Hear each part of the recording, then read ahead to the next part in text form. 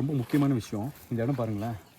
இது அந்த காலங்களில் ஒரு குதிரைக்கு தேவையான இந்த செவரு பாருங்களேன், எவ்வளோ திக்னஸாக இருக்குது பாருங்கள்.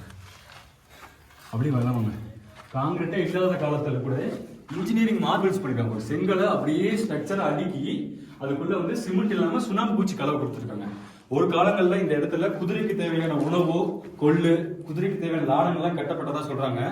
சில பேர்கிட்ட விசாரிக்கிறப்ப என்ன சொல்கிறாங்கன்னு சொன்னால், இந்த இடத்த வந்து ஒரு தொழுகை பண்ணக்கூடிய இடமா அப்படிங்கிறதா வச்சுருவாங்க. இந்த இறைத்தொண்டர் வந்து நிறைய சாமி கும்பிடுவாங்க இல்லைங்களா.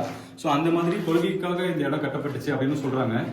ஆனால் மேலே பார்த்தா ரொம்ப நல்லா இருக்கு, ரொம்ப சூப்பராக இருக்கு மக்களே.